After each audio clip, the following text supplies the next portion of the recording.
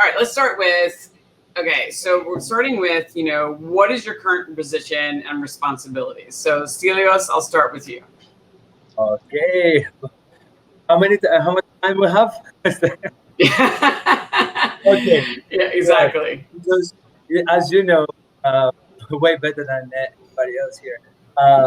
Everybody thinks that being a global ambassador, it's only traveling, having fun, visit bars, and posting cool stuff. But actually, uh, it has been crazy, especially since the COVID arrived. The whole profile of our job has completely changed. Um, Yeah. and has been like so crazy. That's long hours behind the PC.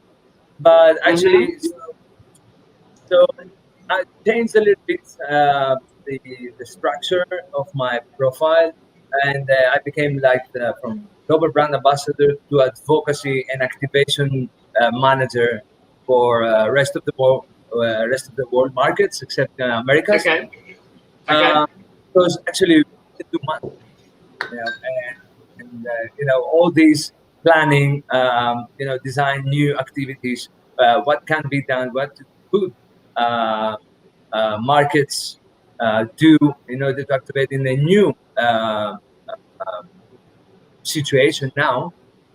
It's a long process and it takes like presentations, internal things, and all this stuff that So we all you're have. doing now is planning. You're planning for the future right now. Like your responsibility right now is planning for what's going to happen when the world opens up. Exactly. So yeah, and I guess what. So, Yeah, exactly. And you also own a bar. So is the bar open right now? You're a co-owner in a bar, Bar Negro. so actually, we never closed except the first lockdown we had here in Greece, which was very strict. Everybody at home. That lasted for a month. But then we decided to enter the e-commerce business with deliveries. So we were pretty much there every day trying to create a new need, and also because we have many people saying, "Oh, how can we get a margarita? I wish I have one."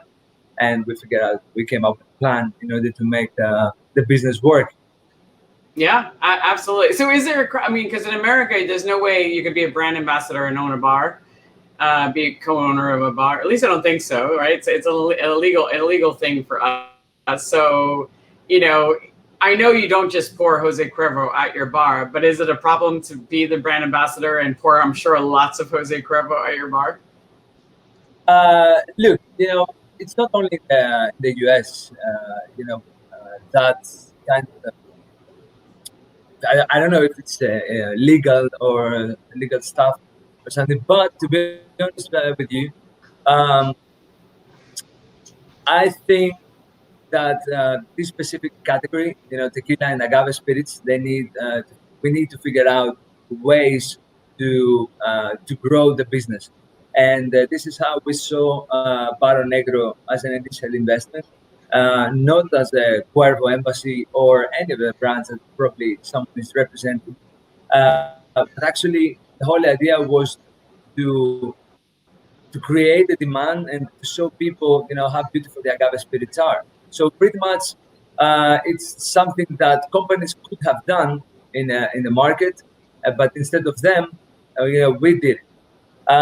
Of course, there is the legal issues that you might have with conflict of interest or things like that. But to be honest, I never thought about it. I never went that deep because um, I just want to raise the category.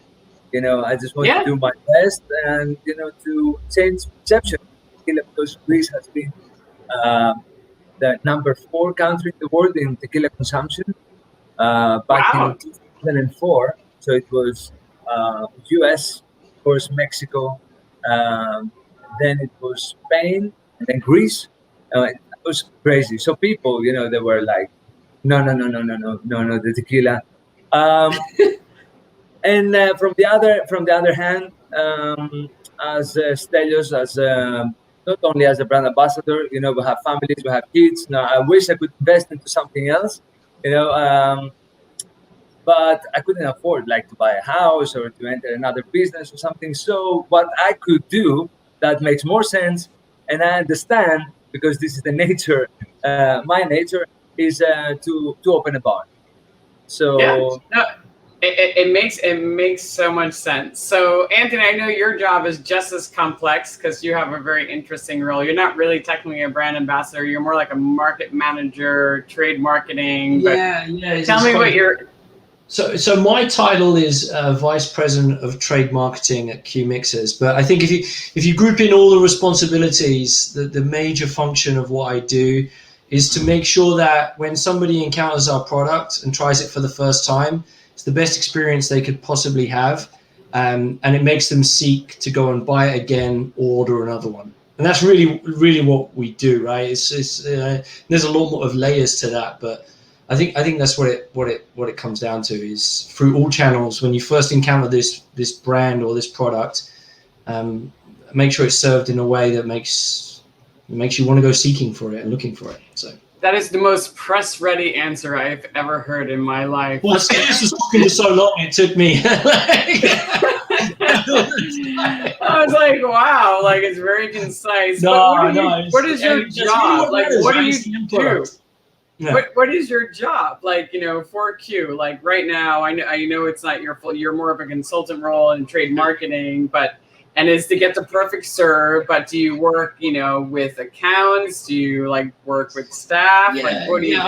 I work with different accounts and stuff, but it could be anything, right? So I could take a phone call from a clearinghouse in San Francisco saying that the barcode's not working for a discount label, all the way to doing a distributor meeting in Miami or onboarding new staff members for the company. So it's quite multifaceted, and I think obviously we have a structure to this, so I can get into a lot of that. The more. So it's mostly US stuff. Still, yeah, mostly US, and we're figuring out opening up Europe with Q as well, and it's a small company but growing very, very fast. So one of the things that I love is to learn as you go and figure things out and be thrown in at the deep end and be trusted to figure it out in the right way. So yeah, that is very cool. So what did you guys do? All right, so before you got into the world of brands and brand ambassadorship, like Stelios, like what did you do before?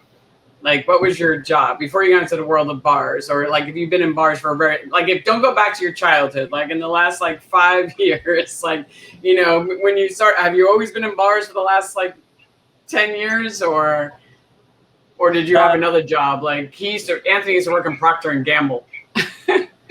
Oh, really? Yeah.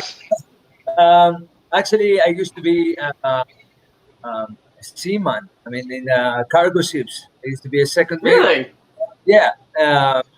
300 meters long vessels, carrying cargo from all around the world. But then I quit it because I say I need something more, with more people around me, because there were only 20, 25 people on board for 6 months or something. But I said, okay, I'm done with this. So I entered the bars as a bartender, and it's easy.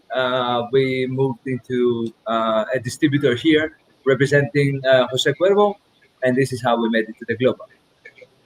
Oh, wow. How long ago is that? How long did you get into that role?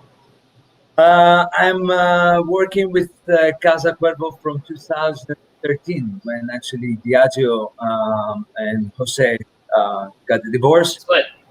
Since got divorced. Yeah. and then they got Bushmills, and now Irish whiskey is taking off. I think Diageo is probably kicking themselves for that deal.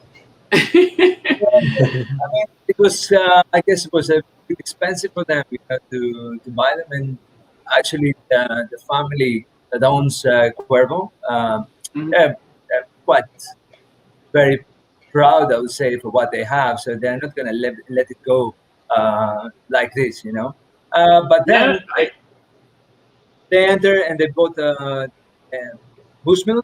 So now, they're pretty well. And with Diageo, I don't know if they will be, if they're still friends. Well, You know? they get 100% of Don Julio, so I guess it's a fair trade. But yeah, at the same time, that was an interesting deal. So Anthony, what did you do? I mean, I know I said you worked at Procter and Gamble, but you also did Flair. That's or you met my husband. I was supposed to be a rugby player. I was supposed to be a professional rugby player, and really, yeah.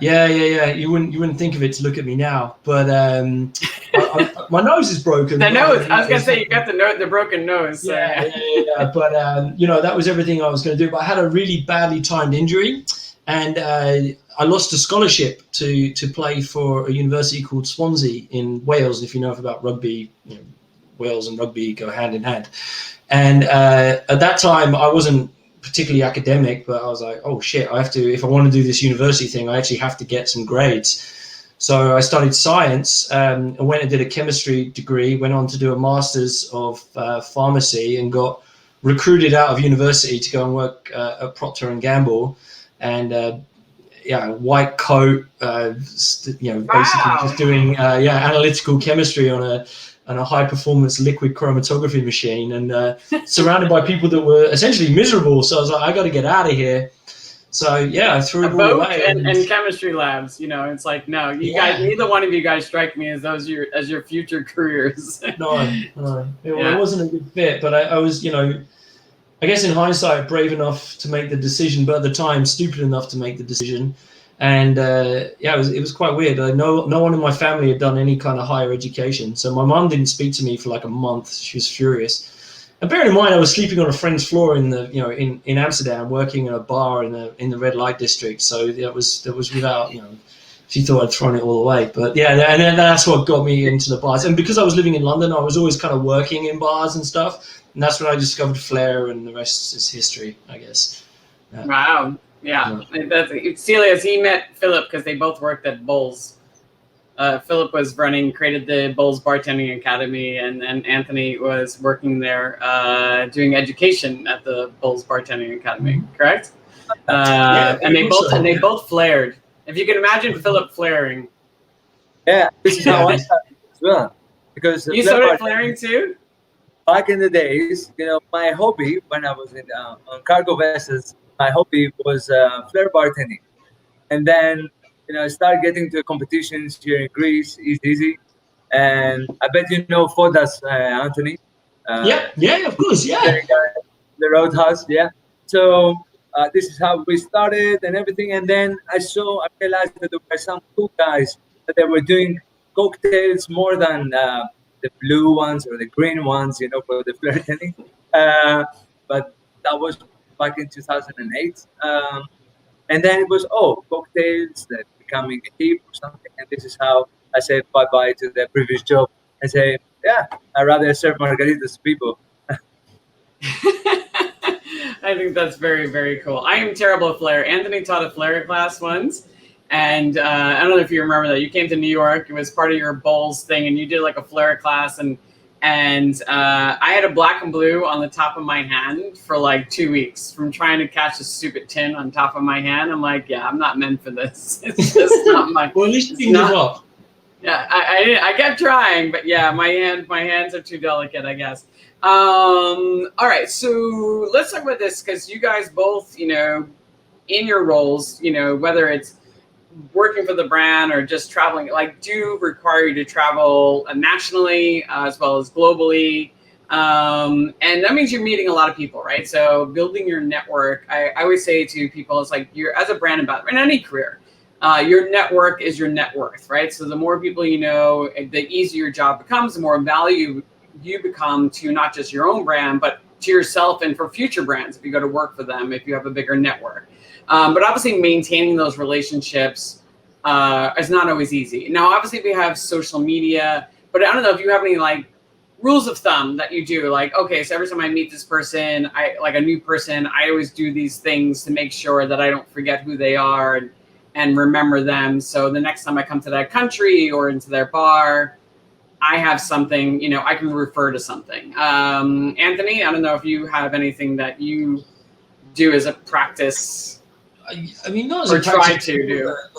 More as something ethical, right? So, be interesting and stay interested. So have something to say, and if somebody says something and they're obviously passionate about it, give a fuck and engage on it. And also always set intent for your interactions. If you know they're going to be brief, like lay it out why you're interacting with them, and be open and upfront very early, and build on that. Otherwise you have a lot of interactions with people and you find yourself. I hate that conversation you have with yourself after meeting someone's like, I wish I said that, or I wish that came across. So I just find like being blunt and being upfront and being straightforward. Maybe that's the English kind of Dutch combo in me. That but I just find that for me that works. But it's also who I am as well. So I'm more authentic in that respect. So yeah. And how do you stay in touch with people afterwards? Like, how do you remember? You meet thousands of people. So how do you like remember all the people you met? It goes back to the first point, is being interested in what they have to say. And it doesn't necessarily have to be business stuff, right? So it could be like, we just had that question now about, what did you do in the past? I will always remember, Stelios as a sailor. And that's something that we could connect on, because it's interesting and it's not something that you would run into on a normal, in a normal conversation. You can anchor that person to that trait or that part of their history or that part of their story. So, caring, listening, and just being aware of who someone is and their history and their past. I think, and not what they do. It's who they are, not what they do. No, I think those are really great points. It really is just sitting there and getting to know people. That's why I love doing these things, because I get to know everybody a little bit better and I learn new stories. Like, I had no idea that you had your master's degree in science, and which is really fascinating. And that Stelios used to work on boats. So like, I'm learning new things. So Stelios, you meet lots of people, and I don't picture the Greeks being as blunt as people from Holland. Because the Dutch are very straightforward, and the Greeks are definitely not. So you might have a different philosophy. So what's your way of like building your network and staying in touch with people? Look, based on the responsibilities as well, that we have when we, as a global ambassador, being in a different market every week. Of course, you meet, many hundreds of people at each time, because your visit must be super effective. Get to know as many possible. Try to increase, change perception for the brands, or increase volume. Figure out specific strategy and local adaptation based on global strategy, etc. Right. But I always had a quote I was following. It was always stuck in my mind. I don't know who is it from, but I heard it from a song from Metallica back in the days. That it was like, it's not who you are, it's who you know. So I was always trying to figure out a way, based on the strategy, who I need to know. Okay, because I'm just a single person in a new country that I never been there before. For example, let's say Korea or Japan or something. Of course, I have like 4 days in order to learn as many things as possible for the market, and try to figure out a way to activate our brands. So it's, of course, the number one thing is communication, and just trying to figure out how to communicate locally. If to meet, not the greatest bartenders, but the ones that make more sense. You can have to establish a common place, and you have an understanding. Some markets, the marketing teams, for example, they're taking me like, oh, these are the tequila experts or the tequila guys here that you need to meet, interact with them, and basically we know them pretty much, right? So, because it's a tiny world. All you tequila people stay the same. Let's stay together. And this is what I love in the business, that the tequila guys, for some reason, they are very close to each other. It's not that much competition or something. So yeah, I think being honest and true to your values, and just try to understand, each market, and the people and how they work, they operate. Because yeah, it is. Our team might come up with a global idea or whatever, but it doesn't mean that it works. So you have to Yeah.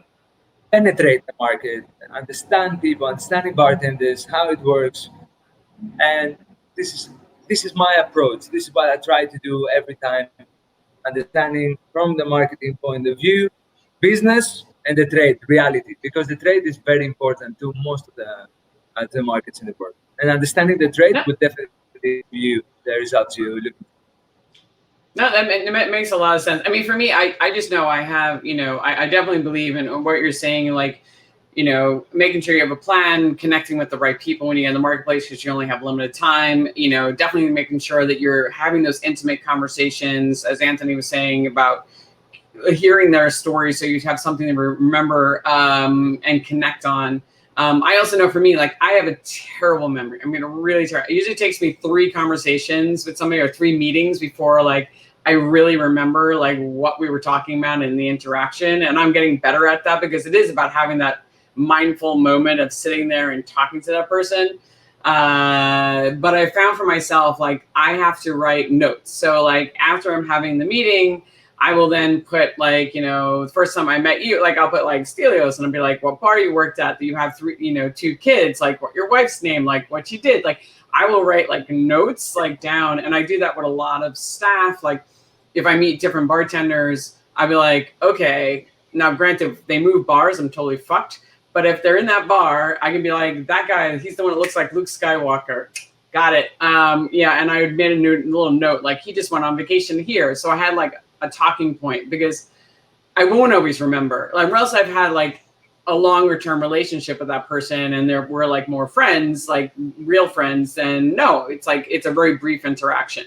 So yeah, for me, I just learned that, and then I found it really, the other person feels really special. Then they're like, oh, she took the time, she remembers me, she knows my name, she remembers what we talked about last time, and they might not remember our conversation, but the fact that I'm bringing it up, and I'm not being inauthentic, I'm trying to be as authentic as possible because I just know I have a shit memory, so I have to take a note on it to make sure I can trigger that memory in my brain and be like, I remember that conversation. Elaine, I had an amazing, I found not a hack, but it was something someone showed me once, is if you've got an iPhone or an Android smartphone, you can set a reminder based on geography, so that if you're in a bar, you can, like, set it so all you do is set reminder at this location and write down all the bar people's names and what they do. So every time you walk close to it within a certain proximity, it will pop up and give you the names. That's brilliant. Yeah, it's a good one. I'm going to try that. That's really good. That one. Can get annoying if you're not going to the bar or you need to get home and you want to pop in. But We're going to have to figure this out later on. You can set it by location, not time. Yeah, it's a good one. Stelios, trust me, later on we get off, I'm going to figure that out because I'm going to learn how to do it. I mean, another trick that somebody told me was Xavier Harit, who is the national brand ambassador for Grand Marnier. He says, he uses Google Maps. So basically in Google Maps, and I went back and did it, so you can create your own maps. So within an area, right? So he's going to, say, Chicago. And every time he goes into a bar, he'd be like, create a new map, and he'd be like, Chicago map. And then when you go to a location, you press on the location, and then notes pop up. So then you can write all the notes of, like, all the people you met and all the people you talked to. So that way, when he gets back from his trip and he has to send a recap to his boss, he has it all there. But then also when somebody says, hey, I'm going to Chicago, where do you recommend? He can just be like, here's my map, and here's all the people. It's very, very handy. That one I definitely stole, but I'm definitely going to look up the, creating the location. Set a reminder, set it by location, not by time or date. In, like, Facebook or just, like... No, Apple, like, your reminder app. Your reminder app. All right. We're going to take the Stelios and I are totally taking... Please. I need that urgently. Oh, yeah. No, it's really important. I used to have Chris Lauder from the Nomad had one of the best things, and now he's over in in Singapore. Singapore? Yeah, no, Shanghai. I think it's Shanghai, him and Michaela. But in the Nomad, so he could remember his regulars. I mean, he's an extraordinary human being in many ways, but he would have flip cards of all his regulars with their picture on it. and like their information. And every day he would go through those flip cards and test themselves. So that way, yeah, he's like a machine, that one. He's like, he does things on a whole nother level. Yeah. Happening. Yeah.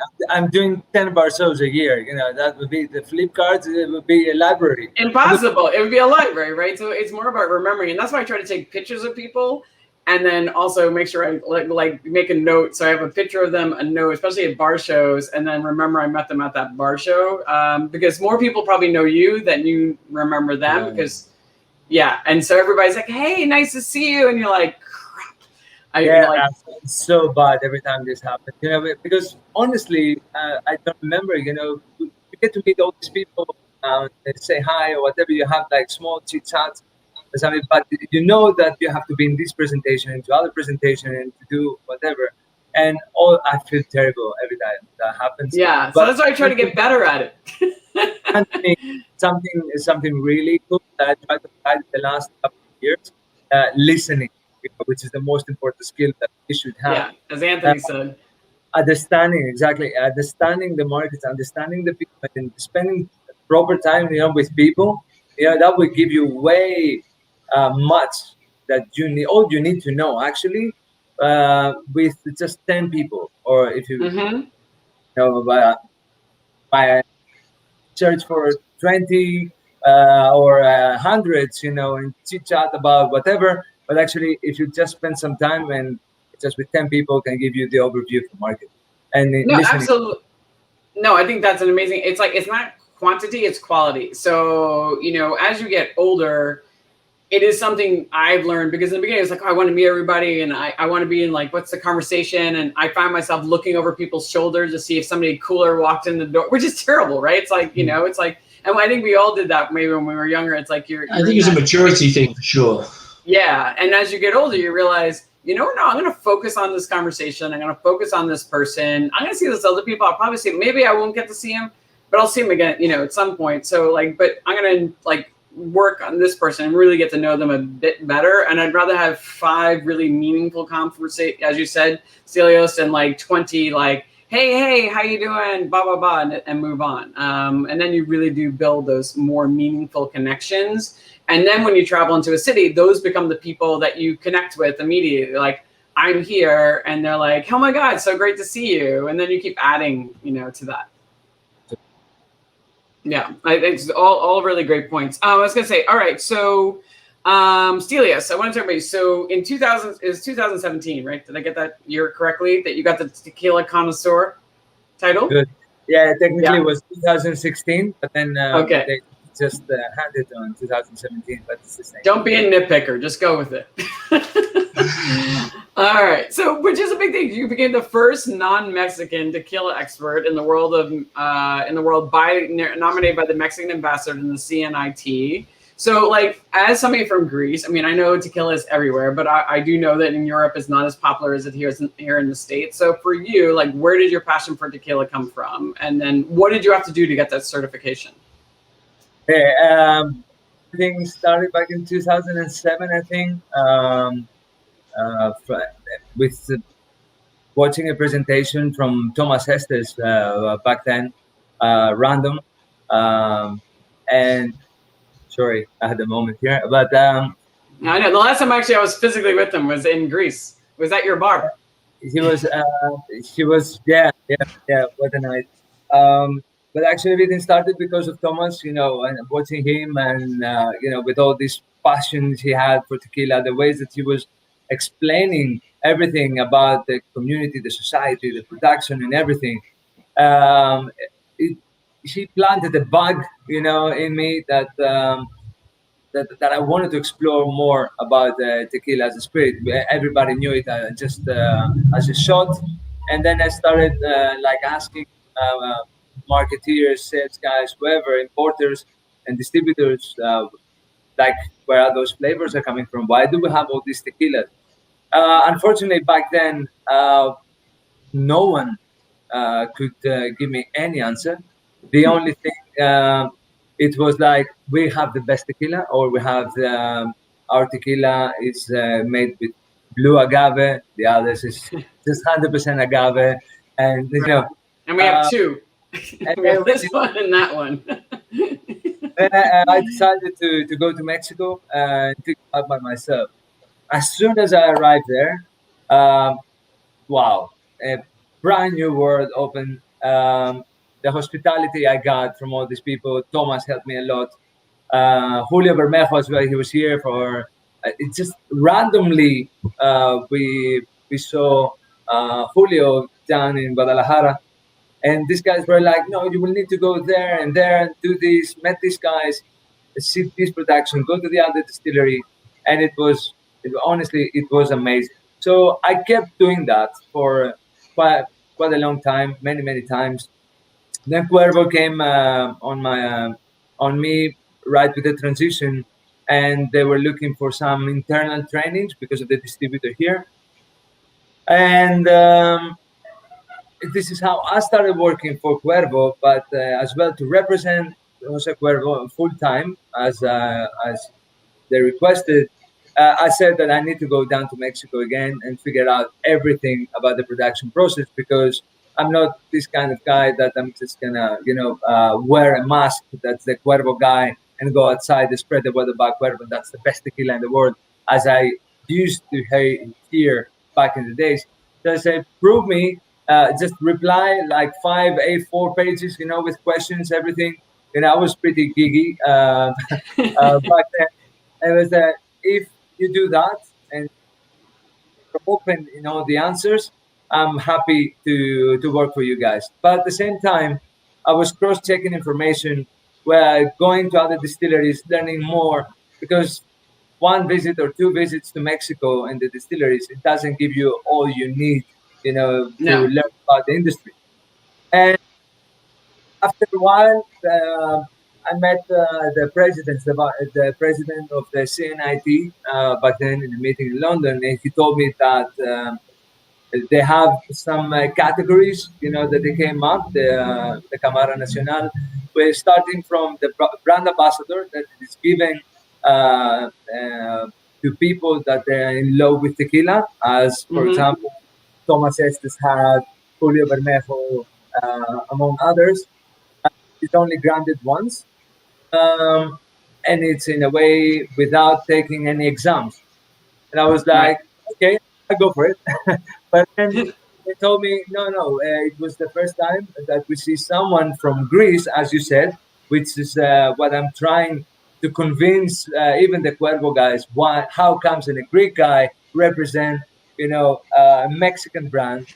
That doesn't make sense for many, many people. So that's my daily challenge. Um, and then they requested, like, after all your visits, Stelios, can you come up, and we set up a group of uh, from different brands, and you pass an evaluation. I was like, okay, why not? Let's Wow. do that. And then, really, honestly, they went really hard on me, because I was like in Guadalajara with a backpack, visiting distilleries. Suddenly, I entered some offices and I saw a super tight environment with 4 or 5 people. I don't remember now, from different brands, with costumes and everything. Like, and they had like a tiny desk in front of me with a microphone, and they were asking me questions. They were firing questions about Wow. production, about the culture, about the hasps that they should have, or something. I was like, guys, sorry, that's not that friendly, huh? I had been there. You were literally in the frying brigade, which is not something you should say in Mexico. Exactly. And I was like, I never asked for it. I was like, okay, a few questions and all good. Um, yeah, and this is how everything started. Uh, I guess I completed that task successfully. So this certification was given. It was only given to 5 people so far.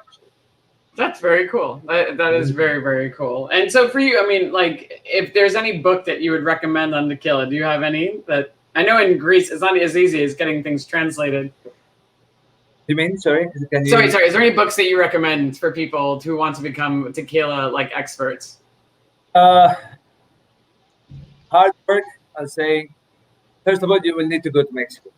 Okay, if you've never been to Mexico, you will never understand the culture.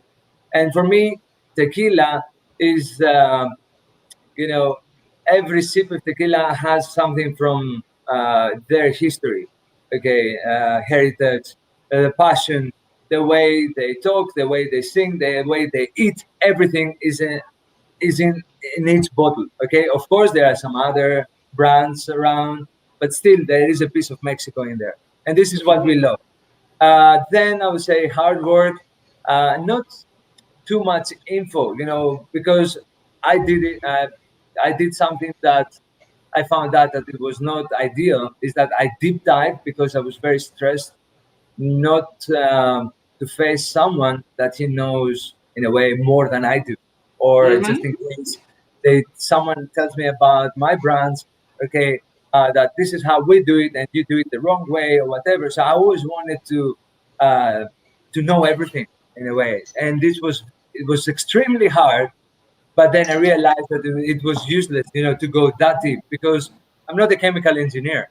I'm a brand Right. ambassador, tequila aficionado, okay, and I happily represent one of the most famous brands in the world. So, I mean, No, that's a understand. great lesson because so many people want to go. Sorry, I was going to say it is something, and Anthony, I'm sure you felt like, the thing a lot of brand ambassadors on the show talk about, it's like the biggest fear is when they have to present in front of their peers because they're so afraid they're not going to know all the they're not going to know it as well. There's going to be somebody up there in the room that knows it better than they do, and they might make a mistake, and they get so involved in the nitty gritty, trying to understand it like a chemical engineer, and you can't. And to understand it more from a passion level, like this is why I love it, and these are the things they do. And yeah, you might not know every single chemical, like the bricks of sugar and like most people don't give a shit about that. I mean, some people do, but for the most part, I think if you're showing your passion for the category, you need to know your category and you need to understand why one is different than the other. But I think it's a good point. And many people, I'm not sure if they need this kind of information, or for example, bartenders that they're trying to be on the romantic side.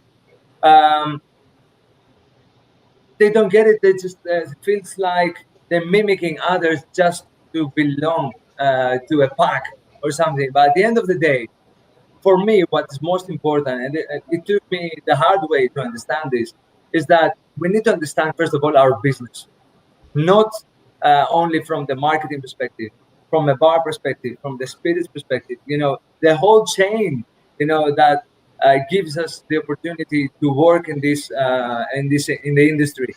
And I'm afraid that nowadays many people didn't understand. They just see the cool things behind the scene or on the scene with bar shows. How cool is that? I know Elaine, I know Philip, I know Anthony, and I'm a cool guy, and I post it on Instagram. But I think we need a little bit more passion in there, to understand how things from the raw material, to the final customer or consumer, the whole process, because this is what we do. This is our job. And yeah, I think, and then I jumped into this, so I can this. No, I do think that is probably the most an important thing. I mean, Anthony, you and I talked about this yesterday. You were saying like when you travel and going to markets that one of the things you learned that it wasn't about you, it was about the other people. Talk a little bit more about that, where you talked about like by putting your ego in check. Well, I mean, it's more understanding that there's other egos out there. Maybe your one is not the most important one in the room. And,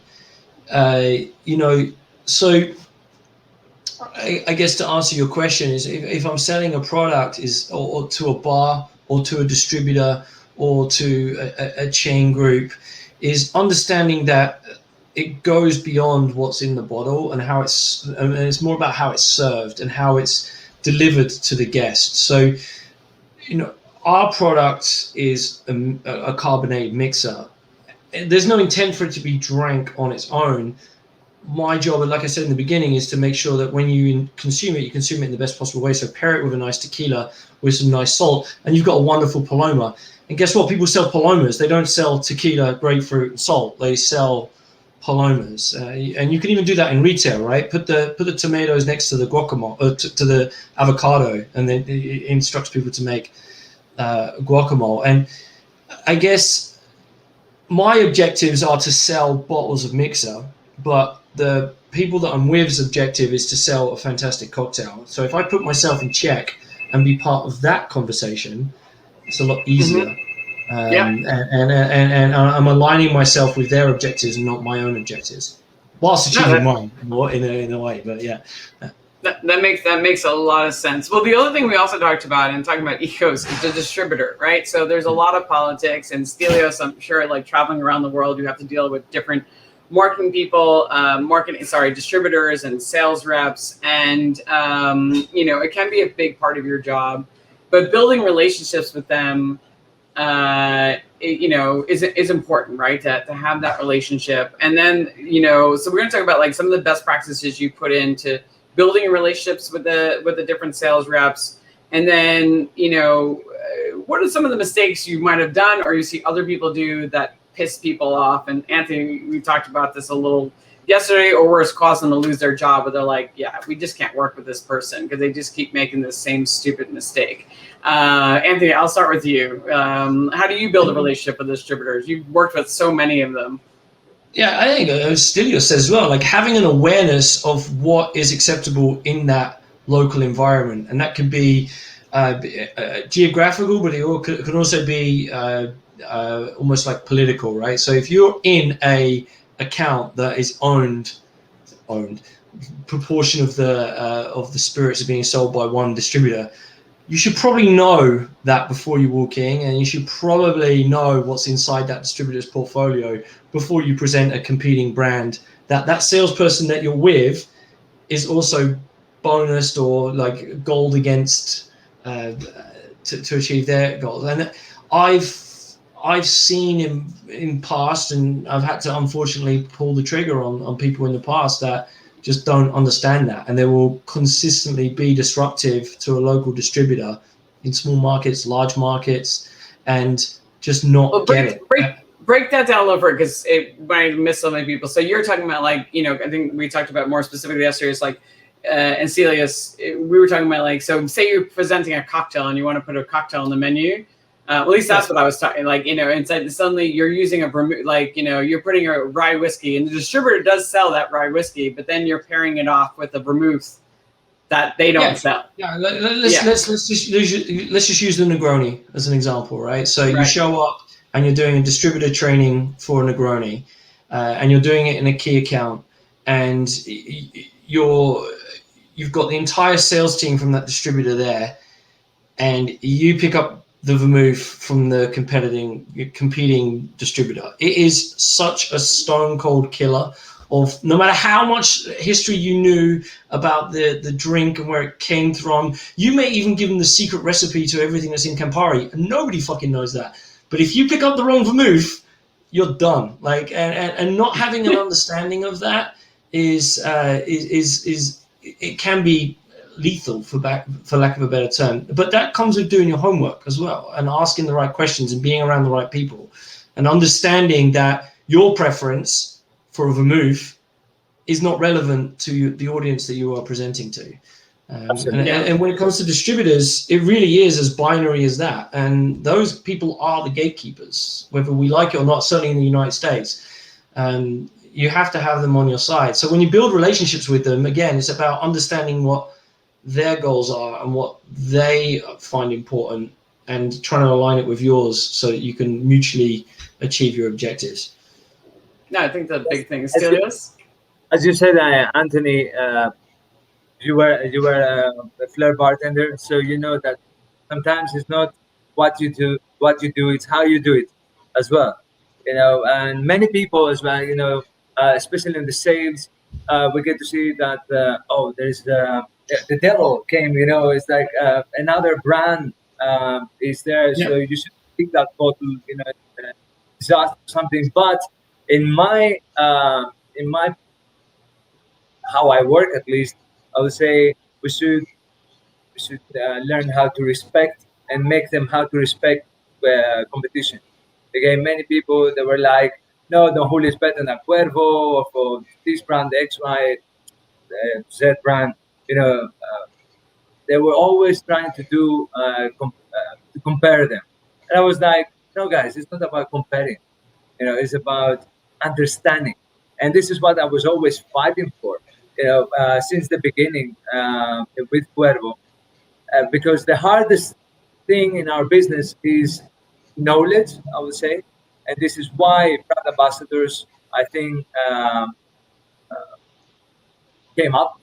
Yeah, because I don't know, before might be lifestyle influencers, it could be actors or whatever, but suddenly you see international companies where hiring bartenders, to talk and represent the brands.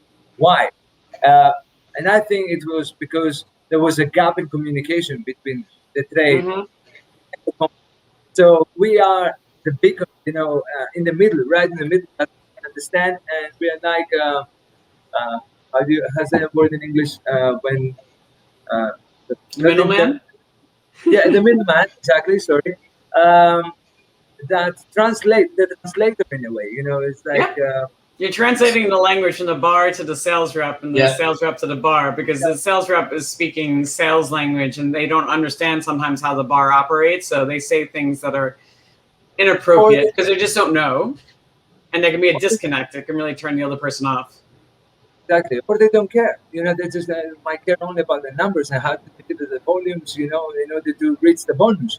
And yeah, but guys, for me, for my industry, the tequila business, it's important not to hunt the volume, understand first and then go for it. Because as soon as you understand tequila, you know the consumption occasion. As soon as you know the consumption occasion, you have the drink strategy and you will go and serve it there. Those simple steps, in a way, from my point, that I screw up in the beginning, I say, yeah, and this is, many distributors, I bet they don't want to see me anymore because I was like, no, you have to do it that way, and it didn't work out. It doesn't work out. It is hard to build those relationships with distributors, and it is hard. You have to have patience sometimes because you have to realize they don't understand your world. They don't come from your world, and it's okay.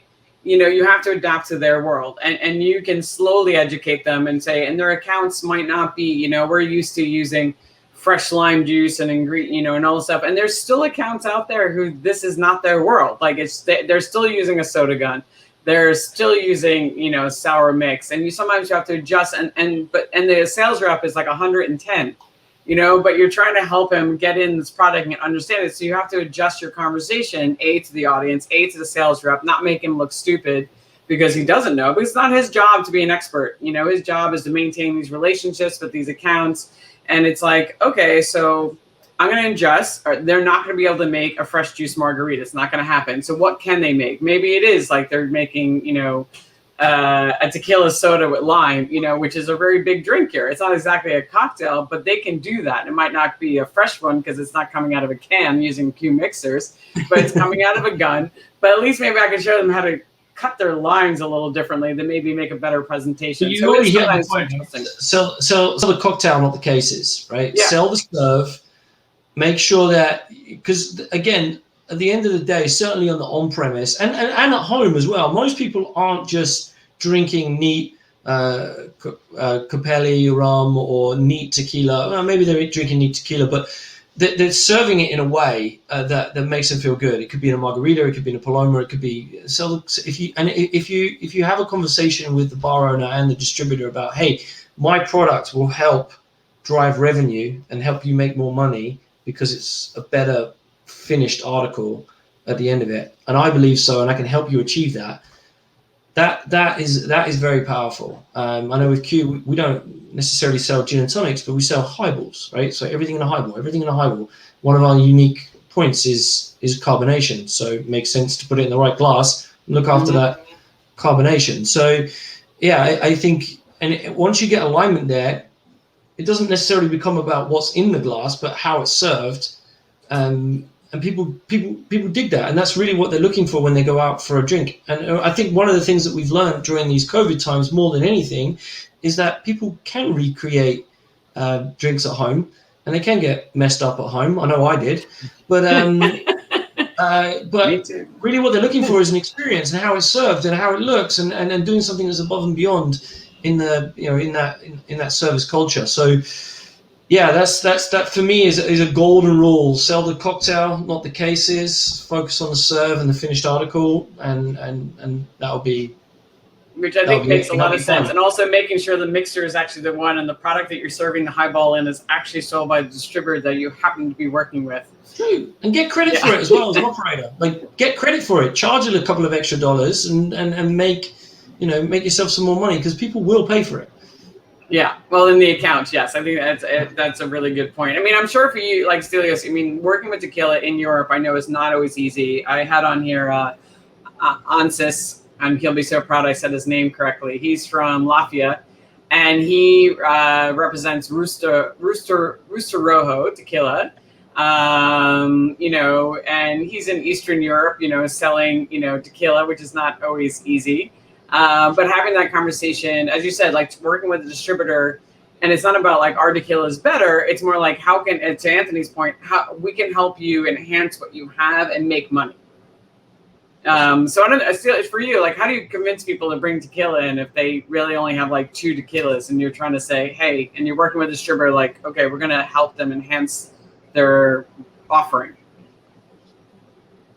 Yeah, I mean, this is what I like as well, in our industry, that it's not like just another whiskey, that, let's say, for example, in Greece, everybody will just lick another bottle of whiskey, their back bar. But with tequila, it's challenging because they don't know the normals, they don't know the classification, so it's either silver or gold, in the color. They don't know anything much. But I always try to explain, to give them a reason why you need a tequila in there, and pretty much I'm more focused into the serves, as Anthony said before, and the experience that we create of having a tequila. So don't just give them a shot. You can give them any other shot. Okay, that's not the point. Okay, and if there's a bar, tell me, oh, I want Cuervo for shots. It's like, okay, don't get Cuervo. Okay, get another spirit. Don't get tequila, because it takes 7 years for the agave plant to grow. And we don't want you to have, because now we are short on agave because you guys are shooting tequila in plant. Yeah, si, senor. So it's like, okay, please stop. Yeah, I mean, keeps you drinking it, but stop doing it that way. Yeah, exactly. So this is always my, in a way, my approach, or try to make bartenders another difficulty. For example, it's like everybody talks about gin, and not that much, rum a bit, I would say, but they stock like 20 different rums, 30 different different whiskeys, 10 vodkas or whatever, and they have only 1 tequila or 2 tequila. Why? They don't even know. Or they have, for example, 3 very famous brands, and they have all blancos, or whatever. And I am asking them, why do you have, these brands, and you don't want to make a nice collection that its tequila will perfectly fit to a different consumer, with different profile. Like, is it a whiskey drinker? Go for añejo. Choose the best añejo you think. And this is why we do tastings. Okay, bartenders used to do tastings. Why? Just because are free, or it's like, I don't know how to spend my Monday morning, and just doing the tasting, or for the Instagram. No, it's to learn what's the liquid profile, how to deconstruct it, mix it, or create an experience based on the demand that your customer has, right? And it makes a lot of sense. It is a lot about education. It is about the cocktail and getting them to sell it and buy into that cocktail and to enhance what they have in their portfolio. It's like, where's the gaps? Why do you even bother having any tequila at all? Let's have a better portfolio, so that it looks like you have a tequila section for a reason. And Anthony, I know you also had this problem, like selling in canned sodas versus the gun. So tell us some of the problems you had trying to convince people, and what you kind of said some of it before, but kind of repeat it, because it is a big problem. At that point, it's purely transactional, right? So you're trying to convince an individual to switch, essentially, certainly in the US, a 1 cent pour of tonic for a $1 pour of tonic. So I mean, that's a big jump. And it's not like when I was in the gin world, you could put another gin on the back bar and maybe have a place for that gin to have a 50 ml pour in one of the cocktails on the menu. It's either like, I have one tonic, that's it, or one ginger beer, that's it. And it might as well be cheap and nasty. So, but if you think about it, if you're a consumer and you're a guest at a bar, and a lot of this I discovered working in Las Vegas, was that the sports bar down the road can get a gin and tonic in a rocks glass, and it's exactly the same drink as you, mister, in the middle of the casino is serving. The sports bar down the road is charging 6 and you're charging 12. At some point, and you're serving it terrible, at some point people are just going to be like, screw this, I'm not drinking this anymore. Or it could even be a vodka and soda, right? Which is popular in Vegas. And at some point they're going to say no, and they talk with their wallets, they don't talk with their mouths. They're just going to switch to a beer or a wine because they had a terrible experience and they don't care about paying this price. So why not turn that $14 drink into a $15 drink, serve it club service with a nice presented bottle in a nice glass, give it a nice garnish, take the extra step, eat the extra $1, charge it back to the consumer, and see how that goes, because the most ordered drink in the world is, can I have another? And that was... I love that line. Where did you get that line from, by the way? I wrote it down yesterday. Is it your... That's a great line. It was certainly my most ordered drink anyway. But it's... it's funny when people see that and they compute it and they go, oh, okay, maybe I can get away with this. And everything else is, I remember when I was a bartender, some crazy brand person came in and said, oh, can you upsell from this gin to this gin and just suggest it? And I was like, that's never going to work. Gin and tonic is gin and tonic. And gin is gin. Now, every time you order a gin and tonic, it's like, which gin would you like? You're like, this one or this one or this one. So it does work. And for the most part, even if 30% of the people that come into your establishment take the upcharge of the premium tonic, you're making money.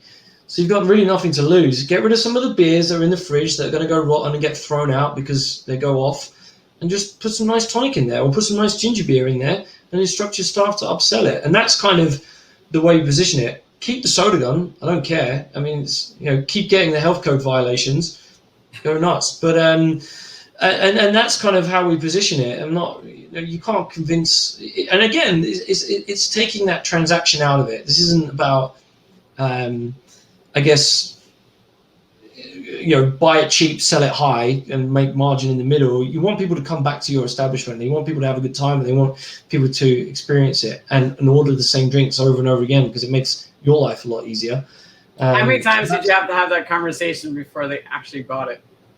No, it's a great. It's not bought it, because it's a just logical conversation, and it's a logical reason. Really interesting is for us in the United States, when you see places like Applebee's and Buffalo Wild Wings figuring it out and jumping on it and being like, all right, cool, that makes sense, let's do it.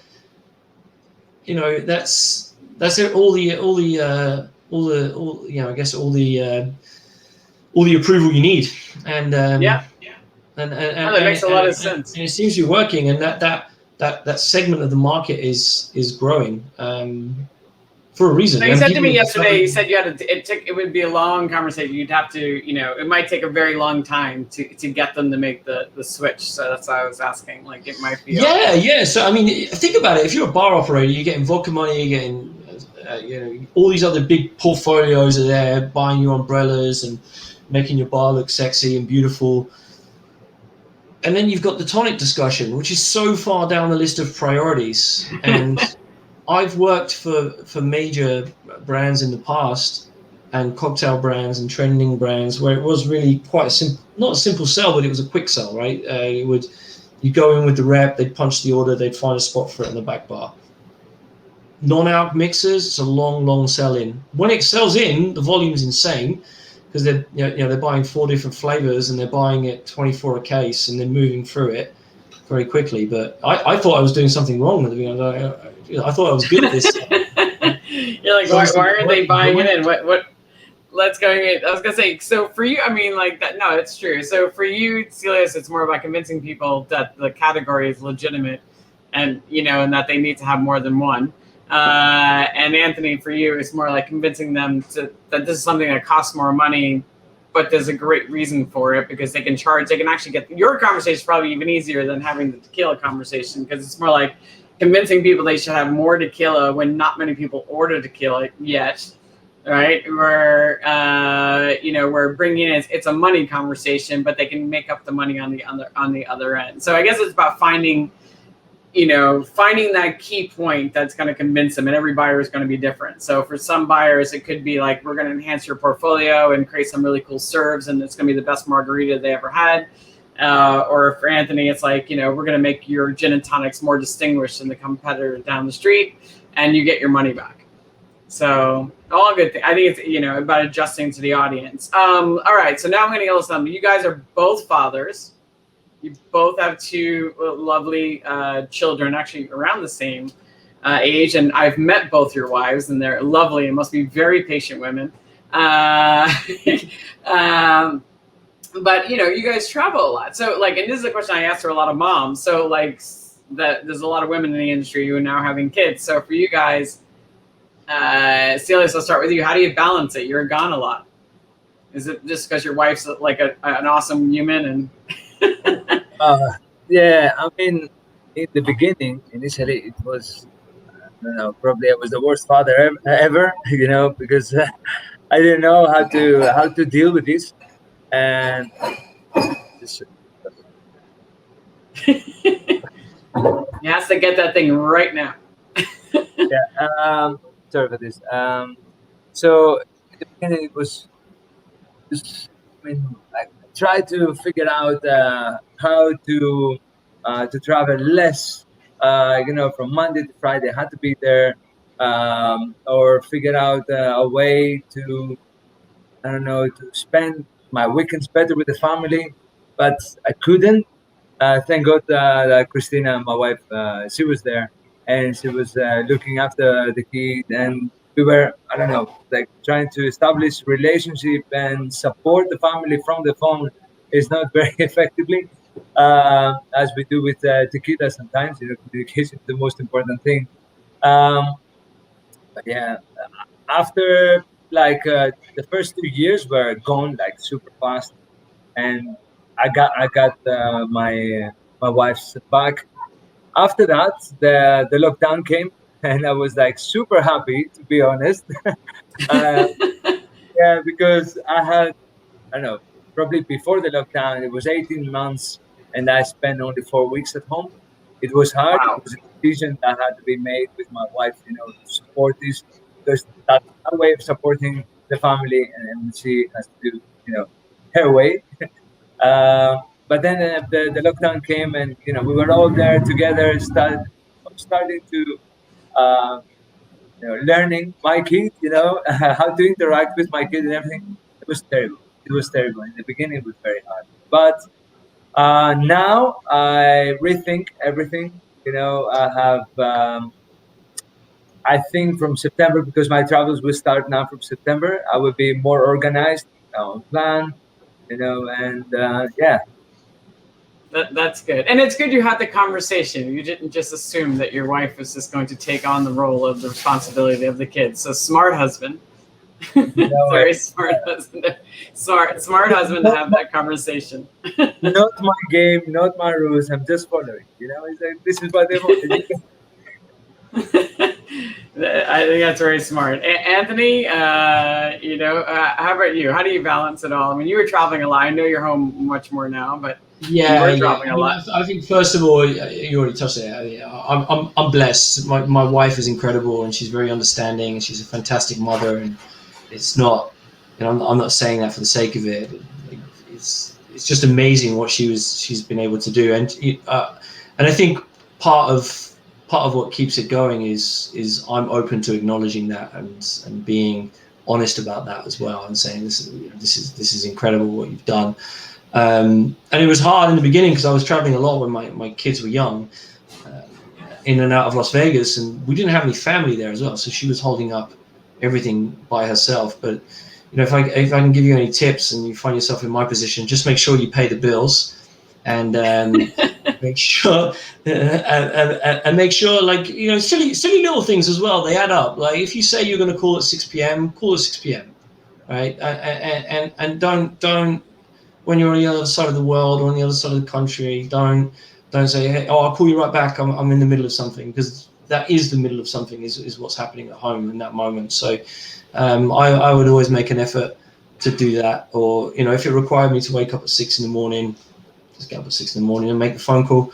And my relationship with my kids has been amazing since we got back here, because I'm spending so much time with them. But they're like, who's this guy?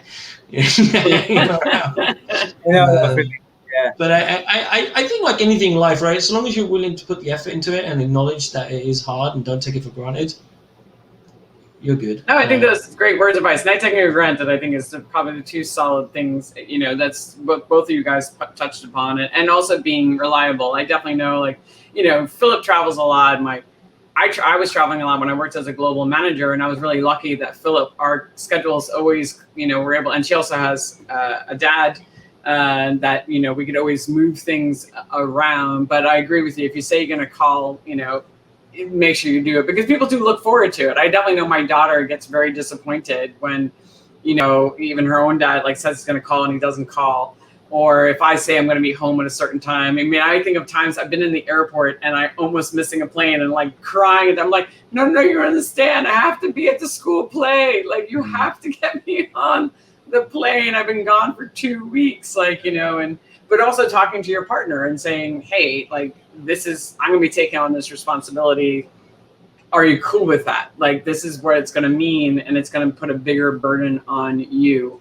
Because that can cause a lot of problems in a relationship when you just assume that the other person is going to be handling it. I experienced that's why I'm on marriage number 2. But I think as well, one of the things that having somebody who has not necessarily worked in the industry but understands the industry as well is helpful, because on face value it looks like all steak dinners and party time, right?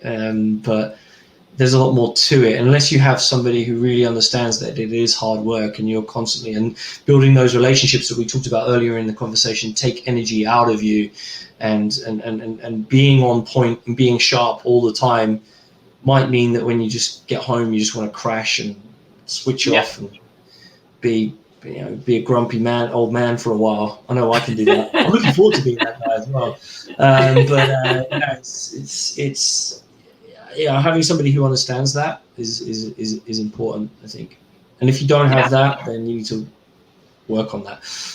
Yeah. No, I think it's also. Go ahead, Stelios. I don't think that you will ever be with someone having a kid that doesn't understand what we do, right? I mean, it doesn't make sense for many people, outside of our industry. Like, what do you mean you're gonna be away from Monday to Friday, and then you're gonna go market visit? Well, how you call that? Being in a bar, jumping bar hopping, 20 bars a day. And then you get in 4 o'clock in the morning, and then you're telling me you have a meeting in the morning. It's like, come on, seriously. I don't think that works. I was very lucky because with Christina we were together 13 years. So all my professional life, she has been there. We did all the decisions together. And as we said, I mean, communication is the most important thing. Otherwise, it's not going to work. And we decided to have a kid, for example. But now I should go back to the vessels, to the boats, or it doesn't work. So. No, very, very, very true. Great words of advice. All right, so guys, we're wrapping it up, and I always like to wrap it up with, everybody has some life lessons you've learned throughout your career. So. That you like to tell other people, so is there any 1 or 2 key learnings, things that you've learned that you for a new brand ambassador coming into this industry, you would like to share with your words of wisdom, so that they might not make the same mistakes, or that you might have made, or just something you just learned to do early on, and you realize not everybody knew that, and you're like, oh God, I have to let other people know because this is really good stuff. So I don't know, Stelios, I'll start with you. Any mistakes you've made that you want anybody else to learn from, or some best practices you're like, I could tell you anything, do this one thing and it'll make your life a hell of a lot easier? Look, with mistakes, I think it's important to understand. It's important to do them first, and then to work on them, because that will make you a better person. Because if it's just you have Stelios, Anthony, or Aline telling you like, don't do that. I mean, like, you will never understand, why not to do that, and you will do it in another way. It's gonna be, a small twist on that. So I don't have regrets so far from how I approach things, or if, or like I would say to someone that is just joining the business, don't do mistakes, try to avoid X, Y, Z things. I would say just try to understand the business, try to understand competition in a way and respect the competition. Keep, pretty much is what we said is like open your ears, and keep your mouth shut. Try to get as much as possible, and have a goal.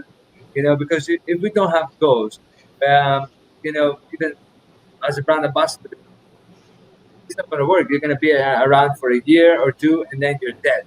How many ambassadors we've met over the years, that they've been there for 6 months, 1 year, 2 years, and gone. Like, Hmm. it's not an easy job. It's very demanding. It's very hard. But as soon as you understand all this, what we said earlier, and you're still passionate and you love what you do, I think that sky's the limit. You can stay there. Yeah, there's no limit. 20 years, 30 years or something. Because you're in the industry and you understand. And this is what the type of people we need nowadays, and especially after the crisis, well, not crisis, but actually, especially after COVID, okay, because Yeah. things that go crazy, many businesses are already gone, and we need to form something like our community, but with people that they deserve in a way to be around, not just Yeah. to extract money from our own industry.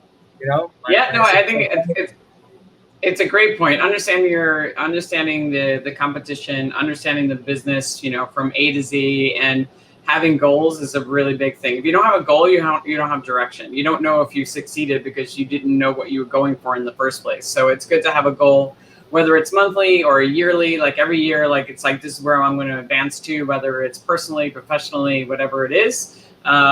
It does help, give meaning to your life as well, and it helps you succeed in your career. you know, Anthony, go ahead, Stelios. What were you gonna say? just a question that I used to do very often. It was like, when I was a bartender, maybe successful bartender, it was like, what's your plan for the next 3 years or 5 years?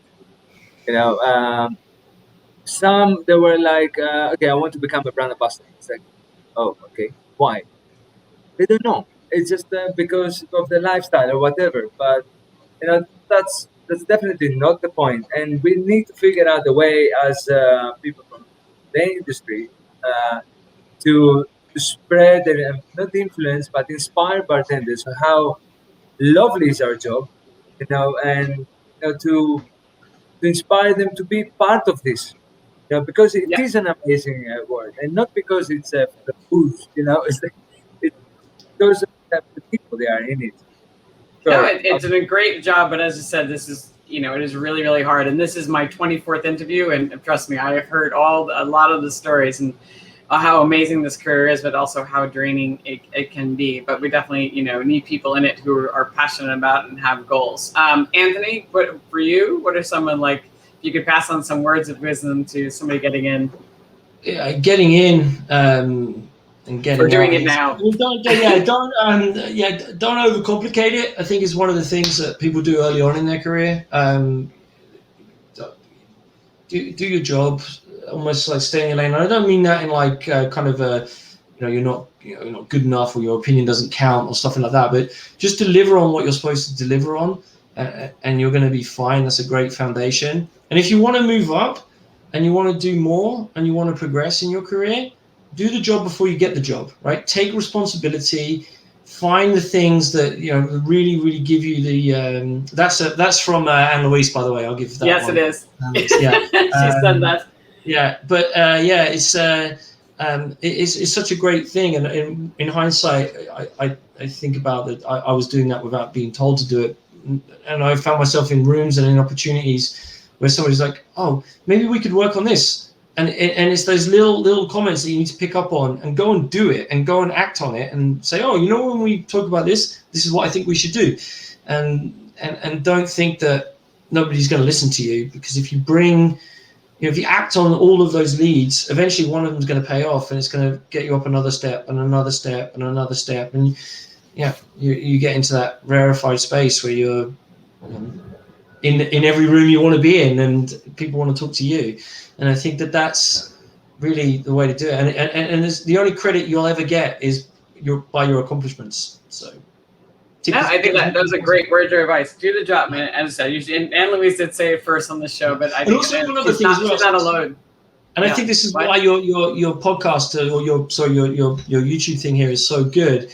Is surround yourself by people that have done it before and learn from their mistakes, so you don't have to make as many. You're going to make mistakes, but don't make as many as everyone else. So if you want to get into this game, for the most part, most of us in this brand ambassador world, we're not here because we're assholes and we're unapproachable. So reach out and ask and help. We will help you, and we will give you seeds of advice. Like, build like a little mentor network. And if you're not sure about something, where to go, I think that's something that builds into this network. Is, you know, I'm a WhatsApp away or a Facebook message away. I'm never going to just ignore anyone. And I think I can say the same for anyone that's been on this.